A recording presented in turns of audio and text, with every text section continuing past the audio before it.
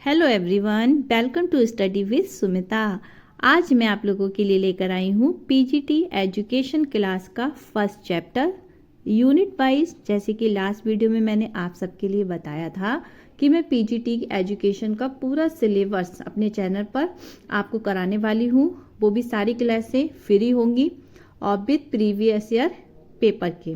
ठीक है, तो मैंने आप लोगों के सिलेबस जो है मैंने आप लोगों के लिए शेयर किया था कि हम कौन कौन से टॉपिक जो हैं कवर करेंगे इन वीडियोस में।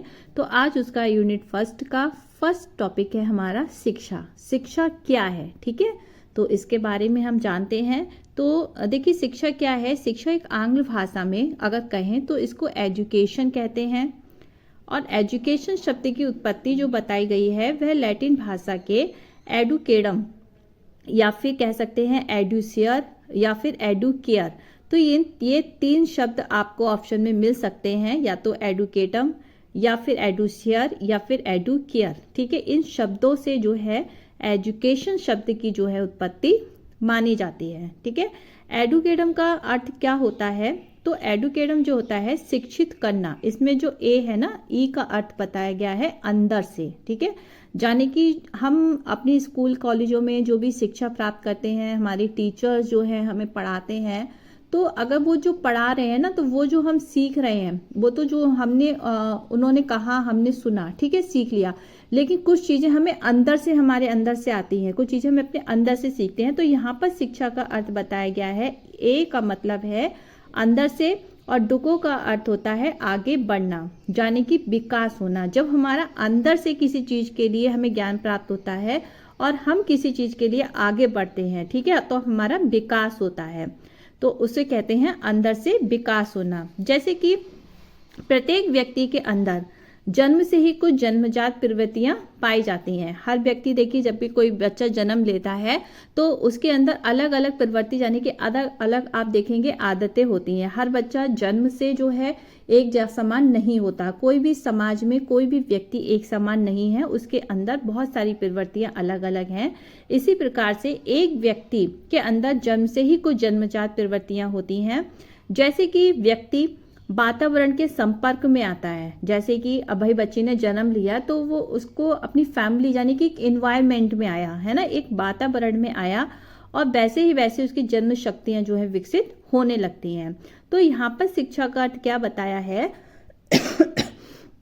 कि जन्मजात बालक की शक्तियों को अंदर से बाहर की ओर विकसित करना। ठीक है, बच्चे में तो बहुत सारी क्वालिटीज हैं। अब जब कोई भी बच्चा होता है, छोटा बच्चा, तो हम देखते हैं कि उसको बिना सिखाए बहुत सारी चीज़ें आती हैं, है ना। तो उसके अंदर वह एक प्रवृत्ति है, उसके अंदर एक ऐसी क्वालिटीज़ होती है जिसको क्या करती है शिक्षा, उसको निखारती है, उसको और ज़्यादा निखारती है, उसको बाहर लेकर आती है। जैसे कि कोई बच्चा जो है अगर बिना सीखे ही गाना बहुत अच्छा गाता है या फिर कोई डांस बहुत अच्छा करता है, कोई ना कोई, किसी न किसी बच्चे में कोई ना कोई हुनर होता है। तो जब हम उसको उसके हुनर के हिसाब से शिक्षित करते हैं, उसी की उसको शिक्षा देते हैं, तो क्या होता है, उसका और ज़्यादा विकास होता है। तो यहाँ पर शिक्षा क्या बताई है कि शिक्षा जो है आप कह सकते हैं कि विकास संबंधी प्रक्रिया होती है। तो यहाँ पर कुछ शिक्षा की परिभाषाएं बताई गई हैं, जिसमें कि देखिए सुकरात की इम्पोर्टेंट होती है। तो शिक्षा का अर्थ क्या है कि प्रत्येक मनुष्य के मस्तिष्क में अदृश्य रूप में विद्यमान संसार के सर्वमान्य विचारों को प्रकाश में लाना। ठीक है, ये शिक्षा है, ये सुकरात के हिसाब से है। दूसरी मोस्ट इम्पोर्टेंट आप ये कह सकते हैं डेफिनेशन क्या हो सकती है, तो शिक्षा चैतन्य रूप में एक नियंत्रित प्रक्रिया होती है। चैतन्य रूप में मान लीजिए हमारे अंदर हर समय एक हमारा मन जो है ना एक्टिव होता है हर चीज़ में, ठीक है, और जिस पे हम बहुत सारे कार्य को जो है नियंत्रित करते हैं। मान लीजिए अगर सामने से कोई काम हो रहा है और हमें अंदर से लग रहा है कि हम काम को करें, लेकिन हमारा जो मन है, हमारा जो अंदर से जो हमारा चैतन्य मन है वह एक्टिव है, तो वह हमें क्या बताएगा कि नहीं, ये गलत है, इस काम को हमें नहीं करना है। तो हमारी शिक्षा जो है वो हमें कहीं ना कहीं क्या कर रही है, चैतन्य मन के रूप से, कि वो हमको नियंत्रित कर रही है। उसकी प्रक्रिया यहाँ पर बताई गई है, जिसके द्वारा व्यक्ति के व्यवहार में भी परिवर्तन होता है। देखिए, जब कोई व्यक्ति शिक्षित होता है तो उसको बहुत सारी चीज़ें पता होती हैं कि हम ऐसा व्यवहार करेंगे तो हम समाज में अच्छे कहलाएंगे, या फिर हम ऐसा व्यवहार करेंगे तो हमारी समाज में जो है इमेज खराब हो जाएगी, है ना, ऐसा बताया जाता है। तो इस तरह से क्या कह सकते हैं कि शिक्षा जो है ना व्यक्ति के व्यवहार में भी जो है परिवर्तन करती है तथा व्यक्ति के द्वारा समाज में करती है। तब व्यक्ति का देखिए, व्यक्ति के व्यवहार में जब परिवर्तन होगा तो जाहिर सी बात है तब समाज में भी परिवर्तन होगा। तो यहाँ पर बात करें तो ये ब्राउन की डेफिनेशन है। इसके बाद में ये 2 मोस्ट इम्पोर्टेंट हैं, कुछ और आगे की बात करते हैं। तो शिक्षा में फिर तीसरी डेफिनेशन क्या बताई गई है, वॉर्सिंग ने बताई है कि शिक्षा का कार्य व्यक्ति को वातावरण के साथ उस सीमा तक अनुकूल करना है जिसमें व्यक्ति तथा समाज दोनों के लिए स्थायी संतोष हो, है ना। तो ये वॉर्सिंग ने यहाँ पर बताया है। तो इस तरीके से शिक्षा क्या कहलाती है, शिक्षा जो है एक विकास का नाम है जो शैशव अवस्था से, जब व्यक्ति जन्म लेता है, कोई भी बच्चा जब जन्म लेता है तब उस जन्म के बाद में जो उसकी अवस्था कहलाती है वह आपकी शैशव अवस्था कहलाती है।